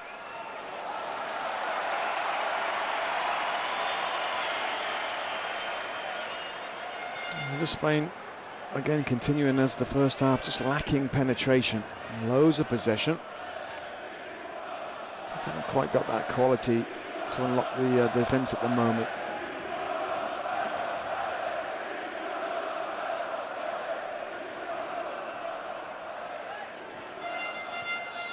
Mihajlovic looking to the future. They've had a couple of disappointing World Cup experiences. In 06 they drew a horror group with Argentina, the Netherlands and the Ivory Coast, and then 2010 started badly.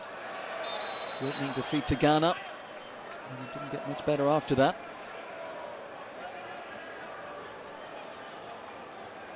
From their point of view, their focus is on September. From Spain's, it's much more immediate. It's a couple of weeks away now.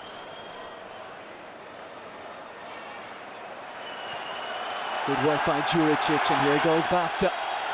Lekic heading for the penalty spot. Further support arriving as well. It's towards Lekic. And Dominguez got himself in a good defensive position.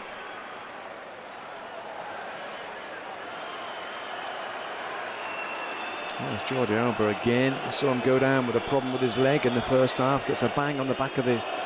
Well, actually it looks like on his ear. There he's holding on the side of his head as the challenge comes in. He gets up really early. Jovski, the midfield player, coming across. He's been putting himself about a little bit in Jovski. Saw one in the first half as well. Jordi Alba not happy. He thought Jovski led with the elbow there.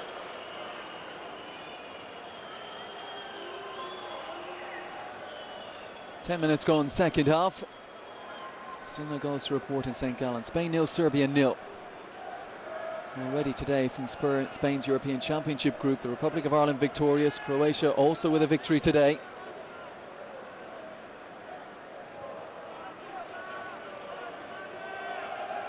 Alba back inside to Bruno.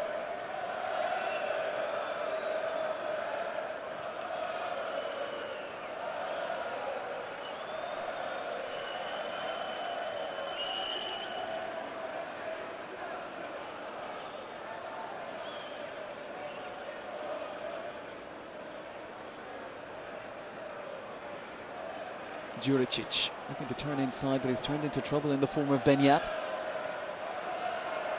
There goes one front, pressed by Kolarov.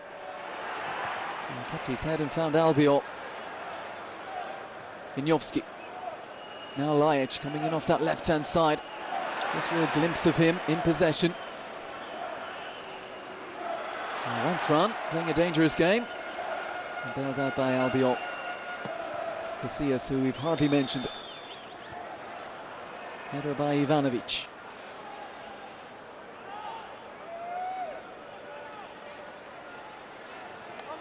Just one holding player now, really, for Spain. Bruno Soriano. Jerry Alonso's out of the game. It really is attacking midfield players all the way for Spain now. Silva, Beñat, Cazorla, Navas and Adrian. It's just where they can find a way through. Silva turning it on into the run of Alba. Adrian holds his run and will look to climb now. Header won by Subicic. And then flashed over by Santi Cazorla.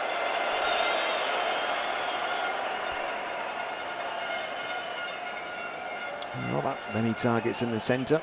Actually fancied him to do a lot better here. A little bit of pressure, but still plenty of time to get the volley away. Santi Cazorla. I guess it's a familiar story, isn't it, for Vicente del Bosque? Watching his team dominate possession as they pretty much do it all the time there. And you see Juan Mata and Fernando Torres just watching on.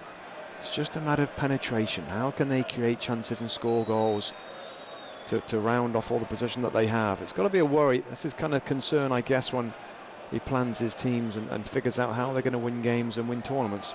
From an opposition point of view, you'd imagine, we've seen it with a few sides who've got a result against Barcelona this season, who play obviously in a similar style to the national side. They'll think, okay, we won't get as much possession as Spain will get, so once we're defensively organised and disciplined, we'll implement our attack then when we have the opportunities and see where we can pick Spain off. Yeah, and you become a reactive team. There's no question about that. You set up behind the ball, but good teams and successful teams will still have an attacking plan. It might be a plan that you don't see that many times, but you see it. I always think that the best one was Inter Milan. You know, the way that they won the Champions League. You know, they were very strong at the back, two excellent holding midfield players, but they had Eto'o and Milito and Sneijder. They were geared up for the counter-attack and they were great at it.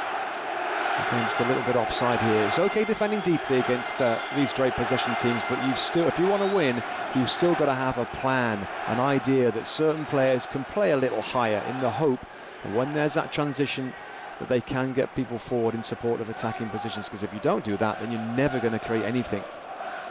And of course, given your career and where you played on the pitch and what we saw at close hand in Munich recently, defending every bit as much of the game as attacking, and if you can do it well, you'll give yourself a chance. Yeah, I mean, teams are made up of different styles, different types of players. Barcelona, Spain and a few others, you know, are all about possession, they're all about flair and talent and ability. Well, that's okay, but any team has to have the right balance. And you might say that Chelsea's balance was more defensive. Well, okay, if that's what they feel they needed to get the job done, and they did get it done. It's just, you know, any team has to have a balance, and we get a little bit starry-eyed when we see some of these teams with so many attacking players and such great football. There is more to the game than just playing that style, and it's the teams that have the best balance that usually win things, unless you're exceptional. And I think we have to say that Barcelona over the last 4 years have been exceptional. Well, here's Kolarov. Fran has quickly recovered. Lajic. And final touch was off the Serbian man.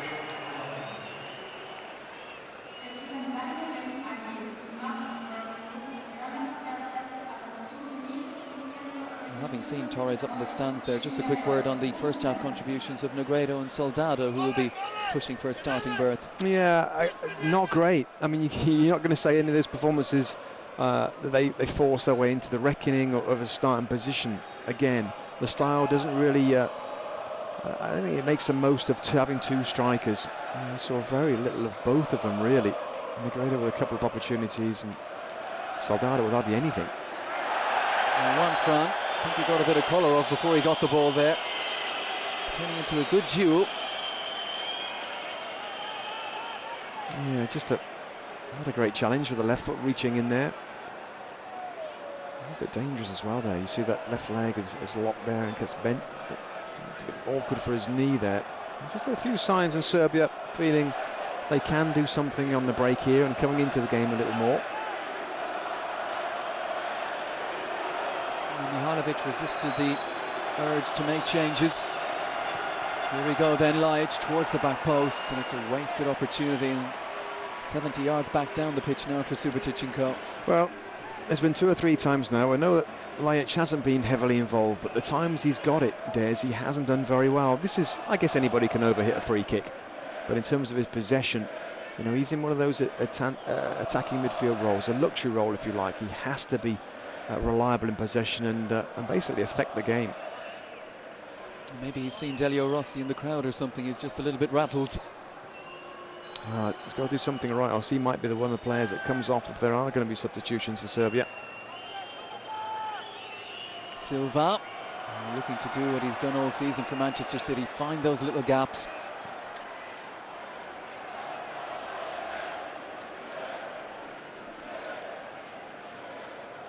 From Silva's point of view as well, to come into a championships off the back of a club season that you've had and how it's ended, and that can only be a plus as well.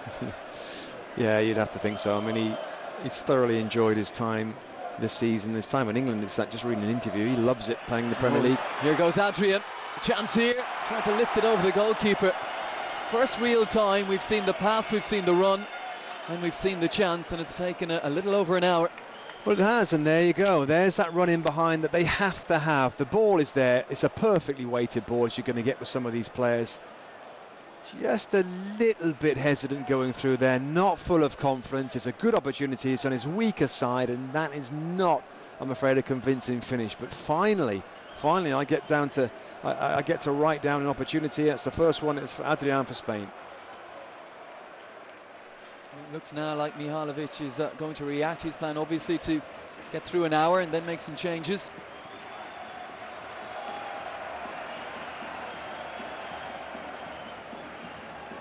Jankovic looks like he might be one to come on. We'll keep you updated with those as and when they happen. Radovanovic, a booming ball out to Kolarov. He's had a good outing, and as soon as we say it, he's given it away. Benya. All over the top, looking for the run of Jesus Navas. Tolcic is struggling to keep up, and there's the goal. Well, this time it wasn't about possession play, it was about a direct ball, the run of Navas, a good cross, and Adrian was never going to miss. Spain in front. Yeah, it's a great ball in from an outside position.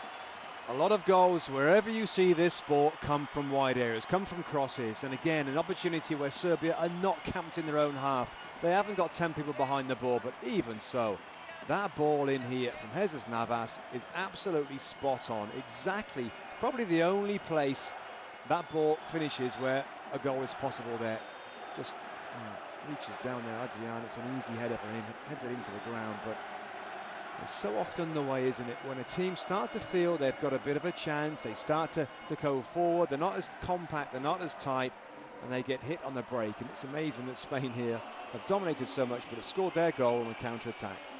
Well, we started the day asking who would be chosen amongst the mix of Llorente, Soldado, Torres and Negredo.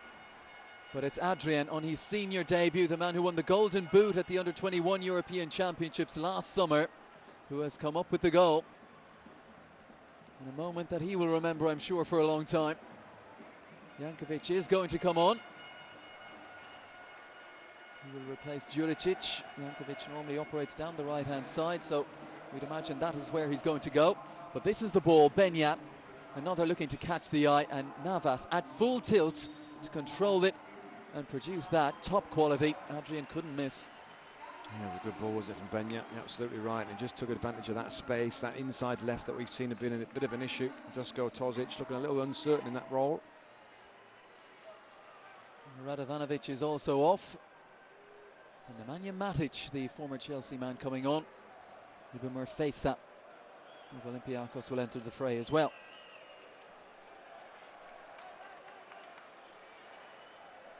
So Mihalovic has replaced his midfield three, really.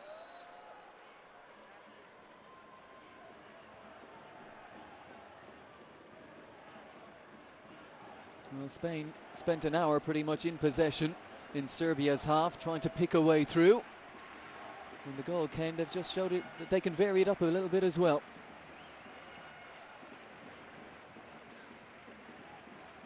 Two fantastic balls, first from Benyat, then from Navas. Yeah, and again, it kind of backs up my point I made in the first half. It's sometimes it's not a bad thing if you're not great in possession. You don't keep it all the time, so your opponents come out a little bit. They have some time on the ball. They manage to get people forward, and that gives you, strangely enough, a better opportunity to score. If you've got the ball all the time, it makes your opponents defend deeply, and it's hard to break through.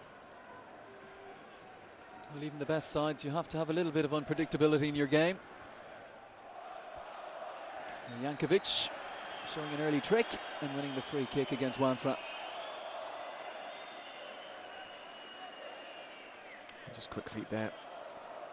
A little move to the side there, it's clever. Bosko Jankovic. Plying his trade in Italy with Genoa. A disappointing season, ended 4th from bottom in Serie A. Might have been worse, but for the 19 league goals of Rodrigo Palacio. He's now Inter-bound. An opportunity here to fashion a quick-fire leveller for Serbia. Lajic whipping it in towards the back post once more. It's twice they've tried that one. Ivanovic an obvious threat. And Kolarov now will head across to whip this one in left-footed.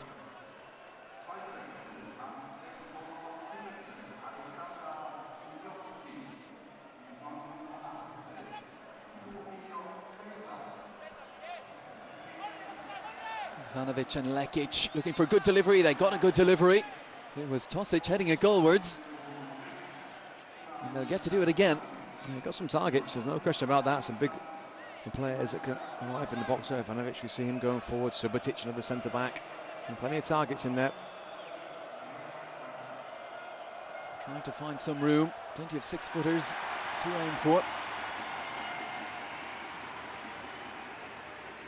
From one goalkeeper, it ends up all the way down the other end. Headed away by Albiol. Here's Navas. Chance to threaten once more. Closed down by Fesa. Still with Navas. Cazorla. Quarter of the game remaining. Spain 1, Serbia 0.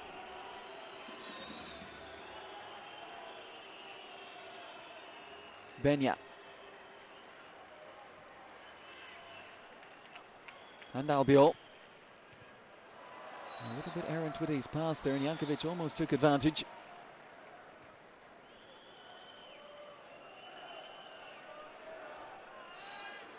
Javi Garcia, who was tipped to start today alongside Xabi Alonso, went instead for Bruno Del Bosque. Garcia is going to get the final quarter of this one, replacing the man who replaced him in the predicted starting lineup. At the age of 25, Javi Garcia on for his debut. Might be a lucky omen. Javi Garcia was a member of the under-19 side back in 2006 that won a European Championship in Poland. Might be reminding Del Bosque of that. Yeah, well, just play the same role as Bruno did, just the holding player, the only one now in the Spanish lineup. I guess going forward into the squad and the main squad, there's a few of those that's probably ahead of him. Xabi Alonso, Sergio Busquets. I guess he could claim, Robbie, that he knows his way around Poland. Yeah, I guess that'll do him any good. Yeah, he may get in, and it's going to be difficult. There's so many good players there, and there has to be a balance. You can't have, they've got so many good attacking players. You've still got to have a balance of defensive midfield guys as well. And Javi Garcia, I think, will be sweating on the place. Well, if ever there was a nation for which 23 players as a final cut wasn't enough, and Spain is certainly it.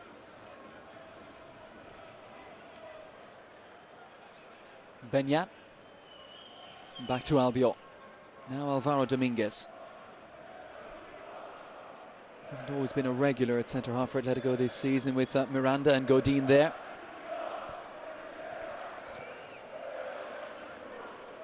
And Javi Martinez and Bilbao again. You kind of forget these players that aren't available for selection in this particular game, but there's a lot of them, and Javi Martinez can play as a central defender. He might have a shout at starting as a centre-back, actually, alongside Piqué, possibly, with Puyol being injured. Well, Bielsa liked him there as a ball-playing centre-half this season, didn't he? Yeah, he did, and I just think he's one of my favourite players that's kind of outside of the superstar status at the moment. Javi Martinez, very commanding type of player, can play as a holding midfield guy, or as we've seen this season, a centre-back. So he's definitely going to be in the squad. And another interesting one from a Mani point of view is Iker Muniain at Bilbao as well. Prodigious talent. Another who's had a fantastic season at a very young age. Then again, if they don't make the final cut, the youngsters, then there's always the under-21s to stick with, and what an under-21 setup it is. Spoken about that a little bit earlier. As Cazorla's in possession now. Room on the right-hand side here, Navas. And Fran goes beyond. Still with Navas, he's eked out another lovely cross, no one attacking it. And Basta puts it behind. I think there's been improvement in Spain. These changes They certainly looked a little bit more comfortable going forward. A little bit more space to work in as well as Serbia. Not quite so defensive-minded in the second half. Cazorla will trot across to the far side to take this corner. He's got 4 red shirts in and around that penalty area.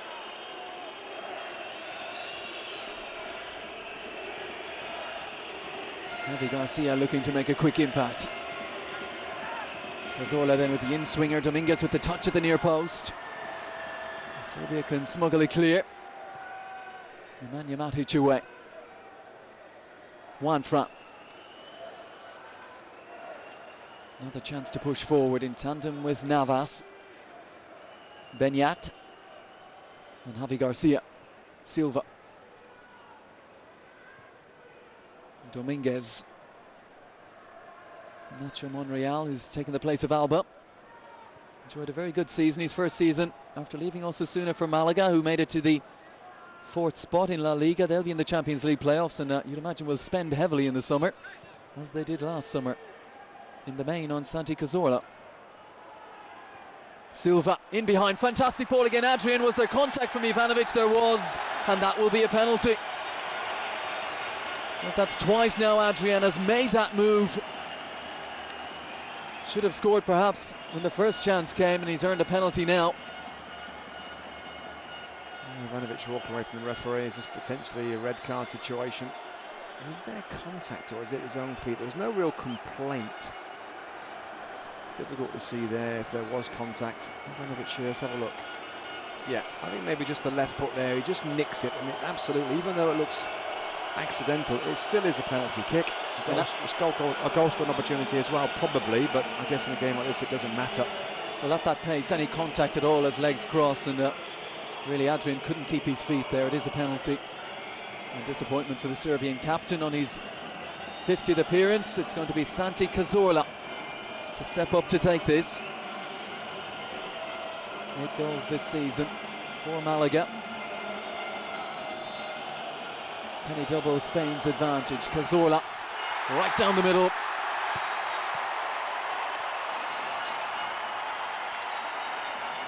No emotion shown by Del Bosque. Yeah, no real pressure on this penalty kick. Everybody's smiling here. I'm sure there'll be a lot more pressure on penalty kicks in the European Championship finals, but no problem here. Just goes with a little bit of height down the middle, assuming the goalkeeper's going to dive to one side, which he does there. And coolness about Santi Cazorla there from the penalty spot. But let's not forget how that goal came about, and it was an excellent run and movement from Adrian. He's not been on very long in this game. We've seen what he's all about, and those runs in behind I think are particularly important for Spain. Now he's doing himself plenty of good in front of his manager. And he plays it in a different way, doesn't he, to Soldado Negredo, who we saw starting in the first half. There's some things going on off the pitch now. I'm not quite sure where these are coming from. The Serbia supporters did get themselves in, well, a very unwanted situation in Italy, in Genoa, in the qualifiers. Let's hope we're not heading for something similar here. Zoran Tosic and Stefan Sepovic. Tosic a wide man, Sepovic a striker. Looks like they'll soon be entering the fray.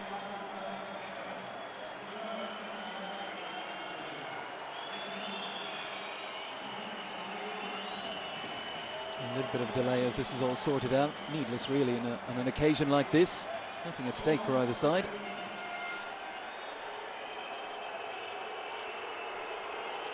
Yeah, let's get this as well with these type of games. Plenty of substitutions normally in the second half to give players an opportunity to get out there and play. And striker for striker, Sepovic for Lekic, rather. And Lekic has gone as well to be replaced by Tosic. One of the more experienced campaigners at the age of 25, Zoran Tosic. I was speaking earlier about the big names that Mihajlovic left out of his squad for these 3 friendlies that they'll be playing. And Tosic on for his 40th appearance for the national side.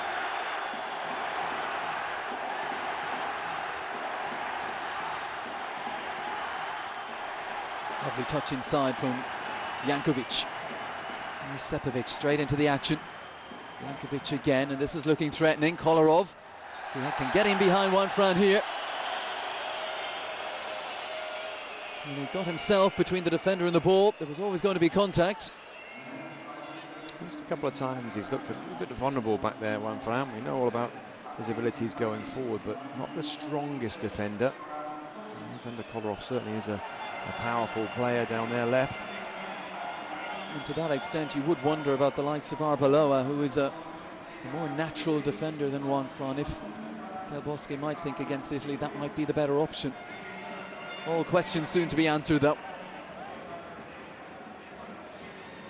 Now Lajic is off the pitch, so maybe the quality of these set pieces might improve. It's Jankovic to the edge of the area where it's thrashed goalwards by Kolarov. Now Basta. And I think the less said about that one, the better. Going for the spectacular. Bad decision. Plenty of players forward. He could have just side-footed this ball back in behind. I think Mihajlovic should have come on and taken the free kick himself. Now he could hit one. Absolutely. It must be frustrating at times with some of these managers that were so good, so super technical to manage and coach with players that aren't quite the same ability. Flick on from Adrian, who after coming on at half-time has a goal and an assist now. These warm-up games are all about grasping your opportunity, and Adrian has had a good second half. Navas has had a good game all round. Anyone else caught the eye for you, Robbie? I always think Cazorla is a special player. I think Jordi Albert hasn't been particularly good. Juan Fran, I think, has been okay. But you're right, it is about just taking your opportunities. And Adrian, with just the way that they play, just looks more suited to the style, doesn't it, than having two strikers up there that are very similar in Negredo and Soldado, that didn't really see much of the ball. In all fairness, I think in the first half, Serbia are a lot more defensive-minded, a lot deeper as well, and it was hard maybe to get involved, where the line has certainly been higher in the second half, which just enabled Adrian to make those runs in behind. There have been a couple of eye-catching runs from Adrian when you've got the likes of Benyat and David Silva, Santi Cazorla prompting behind you. And if you make the run and you stay on side more often than not, they'll find you. Well, even right now, that's a higher line for Serbia. We never saw that at all in the first half, and it just means that there's a possibility there, and Adrian is just pulling forward here. But somebody, you just get a sense when you're a player that there is space in behind, and at some point we should threaten it. Now Basta backtracking here, mindful of the pressure of Monreal, who's given a free kick away when he really didn't need to. Basta under pressure. Oh, left back is a role that is up for grabs. There's no question about that for the national team in Spain. Monreal is a very highly regarded player. Not so young anymore, Monreal's 26 years of age. That move to Malaga from Osasuna. A chance for him to impress the coach.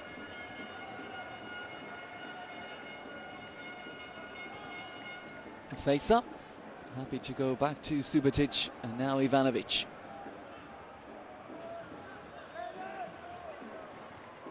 Serbia enjoying some possession. We haven't been able to say that too often today. Kolarov. Fesa again. Booming ball out to the right-hand side, and Basta. Well, either he didn't read the bounce or he wasn't done any favours with the pass. Judge that how you will.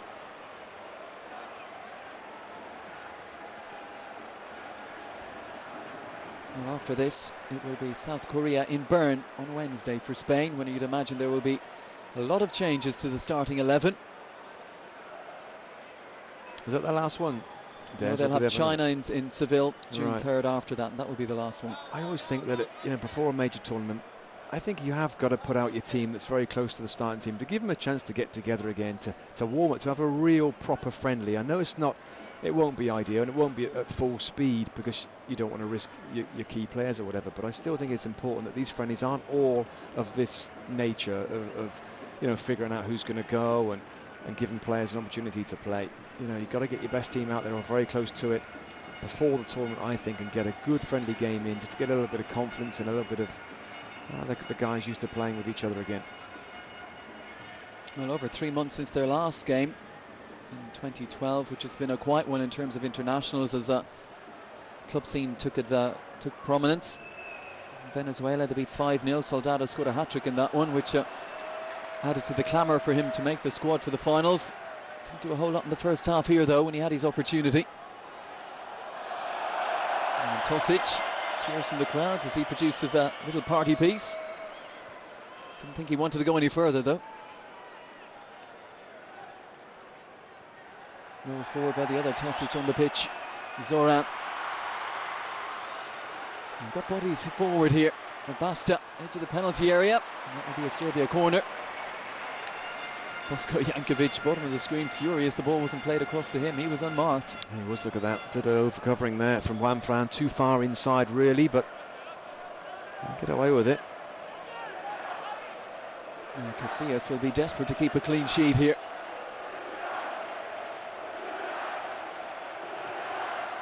Swung in towards the near post. Spain struggling to deal with this. Monreal eventually gets a toe in.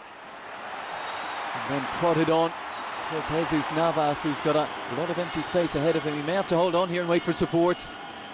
White shirts funneling back. Navas. And credit Lubomir Fejsa, who matched him stride for stride there. I just didn't know whether Navas might have just gone for that, Des, and just to try to accelerate past the last defender. He wouldn't have needed any support then if he was through on goal.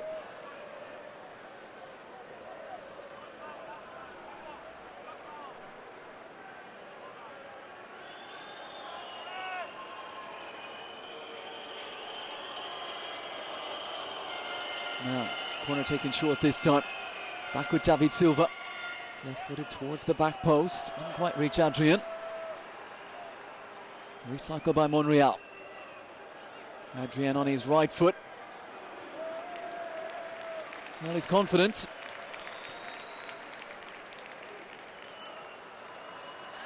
Yeah, it's just on the edge of the 18-yard box there. Not a great effort, but he certainly made an impact, and that's what you want to do as a substitution. As a player that wants to be in that squad and to go to Poland and Ukraine and be involved in this tremendous tournament. As we mentioned with David Silva, again coming off the back of a terrific club season. It ended with silverware, the Europa League title, a second in 3 years for Atletico Madrid. I'm sure priority next season now will be to push on and try and force their way into the Champions League. They've been too long in Real Madrid's shadow in that regard. Yeah, and I like the manager now, Simeone. I think he's brought a defensive focus to the team that's not been there for as long as I've been watching them. And we talk about balance again. The balance is a lot more even now. And you're right, I'm excited to see how they go next season, how they kick on, how they try and improve. They're going to sell players, bring others in. But you're right, they should be up there in the top 4 or 5 challenging next season. If I remember correctly, and I'm open to correction here, I think when Simeone came in at the start of 2012, he started off 5 clean sheets in his first 6 games, and that really gave the side a confidence, I guess, knowing they've got Falcao at the other end to push on and do something. Yeah, and it also basically highlights what the new manager's all about and what he's going to focus on. I'm sure they would have looked at it in training, and you can see the results there. I mean, a coach has got so much influence, obviously, on a team, and if he wants to play in a particular way, a defensive way, then you're going to see it, and the results will certainly show that. It's just a matter of, again, getting the balance right between defending and making your team able to go forward and create enough chances to win games. They drew quite a lot of games, didn't they, I think, in the second half of the season. Spain back in possession through Juan Fran, and now Javi Garcia. He's enjoyed himself in Portugal since going to Benfica. A few seasons there now. Cazorla. Silva. There aren't two better, I think, on the pitch, controlling the ball in tight confines and tough situations than Cazorla and Silva.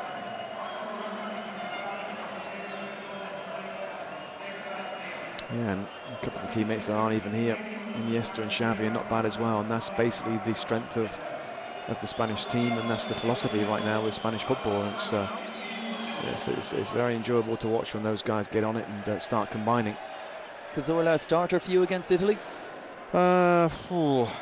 Probably not, Des. I know, and this is the strength of the team. You know, I just think there might be a Xabi Alonso with a Busquets, with an Iniesta, Xavi, and there's so many midfield players to pick from, and Santi Cazorla is certainly more of the attacking type, more of the creative type. And in that first game against Italy, I don't know, the balance might just shift a little bit, but I mean, he's been the star man. He's on the ball again here. He's been involved. He's played in a wide area, but he hasn't really at all. He's always going to be a guy that rolls inside.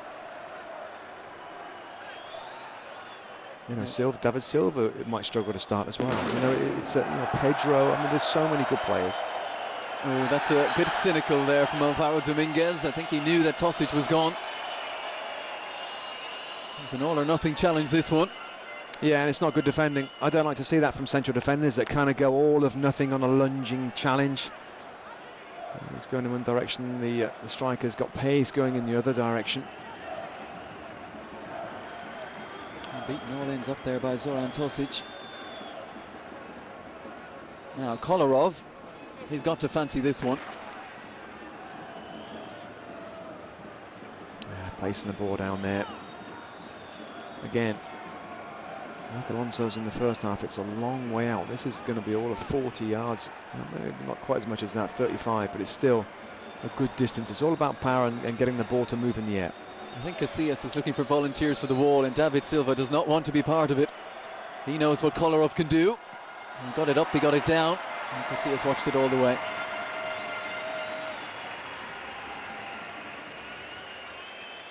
Yeah, it's not really out and out laces, that. It's a funny strike, never really gets hold of the ball. Just a three-man war for Spain there, such a long way out. You always fancy a goalkeeper, particularly when you've got Iker Casillas in there, that should be able to manoeuvre himself in any part of the goal to stop it from there. We've been debating team selection for Spain pretty much since kickoff here. A lot of that will be dictated by how the first game goes against Italy. It's the Republic of Ireland second on June 14th, and Croatia to wrap things up on the 18th. All of those games taking place in Gdansk.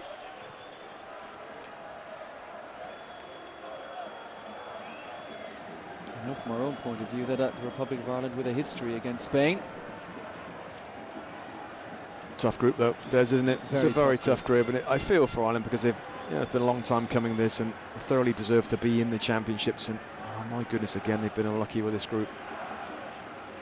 I think the group everyone wanted to be in was Group A: Poland, Greece, Russia, Czech Republic, and you can toss a coin really there as to who's going to come out of that one. Yeah, A for anyone. It really is. Anybody could get through there. I guess the first game is going to be crucial for the teams in that group. If you can get 3 points, you've got a great chance of going the whole way. And winning that first game, there's only 3 group games. It just means you can play the other 2 games in a different style and mentality, knowing you've got that important 3 points. I think in any of these major tournaments, the first game is going to be critical. I won't ask you to, you said A for anyone, I won't ask you to give me a word for B when you mentioned that it's Netherlands, Germany, Portugal and Denmark. Well, I can think of a few that the players might have come out with. Yeah, I'm sure, which you can't say on air, but no, just the other end of the scale. Fascinating Group B, and very difficult to try and predict who's going to come through and who's going to be heartbroken, but somebody is. You're going to be across some of those games for ESPN, of course, Robbie. And you look at the Netherlands, we've spoken a lot about strikers today from a Spain point of view. Huntelaar and Van Persie, 59 league goals between them, top of their striking in terms of leagues, in their respective leagues in Germany and in England. Yeah, and it's something I've been thinking about just recently, and I think really the Dutch now have got to try and get both players in the side. I'm sure it's going to be a lone striker type of situation, the way that they always play, but I would be tempted to play Huntelaar, I have to say, as a central striker and find a wider role for Van Persie. He's done that before. He's a goal threat from a wider area. You're going to have Robin on one side, possibly Van Persie on the other side. You've got Wesley Sneijder. I mean, that, when you talk about a front four, that really is pretty good. And if he's going to play Van der Vaart in midfield as well, you've got creativity with Van Bommel. I mean, it's a really, really good Dutch team again. And Dirk Kuyt, who the manager likes as well. And I did a friendly game during the week, the Netherlands-Bayern Munich. Luciano Narsing, who came on for his debut, played on his debut, the Heerenveen wide man, scored a goal and really caught the eye. They've actually, Bert van Marwijk, he had until Tuesday, I think, to make his final cut. He's actually made it already. So the 4 who have lost out from his squad of 27, Siem de Jong, Vernon Anita, Adam Meyer and Jermaine Lons. But all eyes will be on this man tomorrow when he makes his final cut. And he's scratching his head, and I'm not surprised. It's going to be a difficult decision for Del Bosque. Well, it is, because there's so many good players. There's so many from Bilbao and Barcelona that are not here right now. You've seen Juan Mata and Torres from Chelsea. They're all going to sweat it. A lot of these guys that you've seen play tonight will not be there. There's only 23 spots. They can't all make it. As I know of one player that's probably off the radar of a lot of people, He's done himself a lot of favours tonight with a good performance. So, as well as Santi Cazorla, that will be on the plane. Well, after a first half that never really took off, Spain showed a little bit more in the second. And some interesting changes, the likes of Beñat and Adrian, who Robbie has mentioned, coming in and doing well. The goals from Adrian after a wonderful ball from Jesus Navas, and then Adrian winning the penalty, clipped by Branislav Ivanovic. Penalty dispatched by Santi Cazorla. 2 goals in 10 minutes. Around the midway point of that second half, we'll see Spain victorious in this one. And next up, as we said, it will be South Korea in Bern on Wednesday. They will end up playing China before that group opener against Italy. For Serbia and new boss Sinisa Mihajlovic, some positives certainly with this very young squad that he's assembled. And they will have France and Sweden help them in their preparations when we go on. But Spain worthy winners today. Oh, absolutely. Second half was a lot better. They had more space and time to play in all fairness, and Adrian certainly made an impact as a striker. Beñat as well didn't do bad when he came into midfield as well. It's good for him to get his first cap. So Spain with 2 second half goals have beaten Serbia. We're going to take a short break and we'll react with more when we return.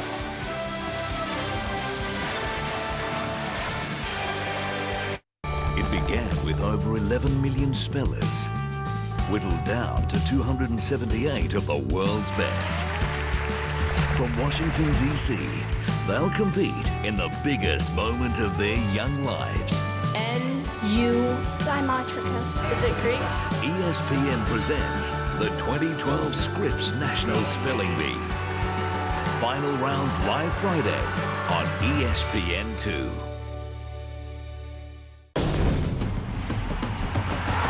Kevin Durant leads the Thunder against Tim Duncan and the Spurs in Game 1 of the Western Conference Finals. The march to the finals is on. Thunder, Spurs, live Monday on ESPN, the home of the Western and Eastern Conference Finals. Your #1 source for everything from the world of football is now on 6 days a week. That just ignites your passion for these sort of games. You'll get more analysis and discussion than ever before. I'm going to disagree with Gavin. You always disagree. It's going to be colossal. I don't think it's the last we've heard of this argument. From a panel of experts on the major topics of the game. You couldn't have summed it any better. Thank you very much. ESPN SoccerNet Press Pass, now on 6 days a week, only on ESPN.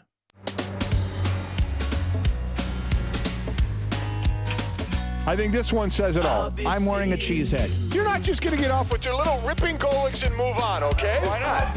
Justin Bieber for the day. No. I'm not an underpants model. Now, Mike, you are a cute-looking little guy. I'll be seeing you. Don't miss Mike and Mike all week on ESPN2. The teams of the NBA find out where they will pick in the draft. Watch the drama unfold with the NBA Draft Lottery.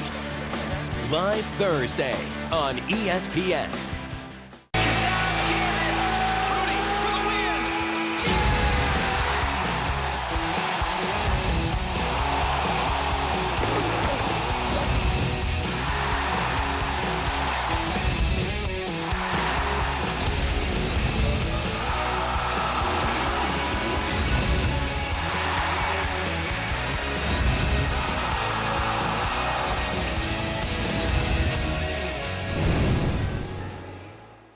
The countdown to Euro 2012 continues.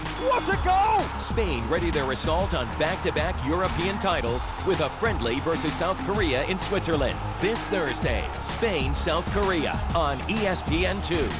Possession stats pretty much consistent through the first half and the second. Spain with almost 70, and they had the chances as well. Dominate possession, had the opportunities, particularly in the second half, as Robbie said. Serbia took an approach that wasn't perhaps as defensive or as deep. It gave Spain those opportunities to find the gaps in behind, and ultimately that's what brought them the goals. Elsewhere, some interested observers, and there were many, for Brazil against Denmark. A day to forget for Denmark, really, starting with the early concession of this goal to Hulk. Yeah, and he's a player that I'm sure that Mourinho and a few others are watching right now. Excellent power here from range. Still got to expect the goalkeeper here to stop this goal going in. I know it moves in the air, but when it goes in the middle of the goal there, you should save it. He's got fearsome power when he lets fly from any range, really, Hulk, and he was involved here as well, winning possession back. Ultimately, this one to go down as an own goal. Nicky Zimling. Good play. There's a little turnover there that Brazil made the most of. Again, Hulk involved right through the centre. The challenge comes in. That's just unlucky for Denmark. But again, it's good play from Brazil. Well, Hulk was the man, really, after Daniel Agger's mistake here, robbed of possession and the confidence to go on, beat the defender and slot it into the bottom corner. Well, it's a good finish, but again, Denmark making their own problems. A giveaway from Agger, and Hulk needs no more invitation than that. Just composed here. Little look up there to watch the goalkeeper and just sticks it in the corner. A big day for Hulk.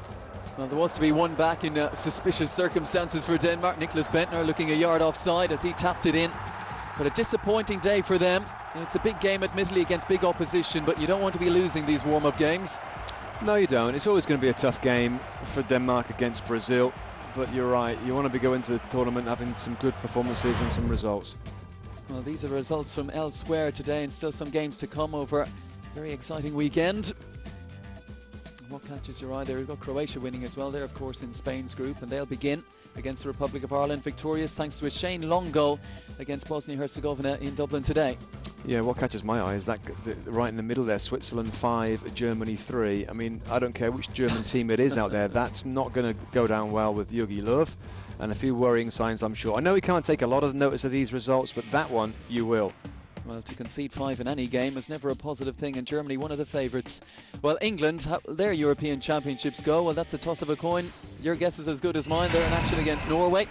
Keep an eye on that one, but our focus today was on St. Gallen in Switzerland and the defending European champions, the World Cup winners as well, Spain, going for an historic 3 major tournaments in a row. Laboured a little bit in the first half, changes came in the second, changes to good effect as well. Adrian the eye catcher, a goal and an assist. There'll be action again on Wednesday against South Korea. From Robbie Musto and myself, Des Curran, thank you for watching, and we'll see you next time on ESPN.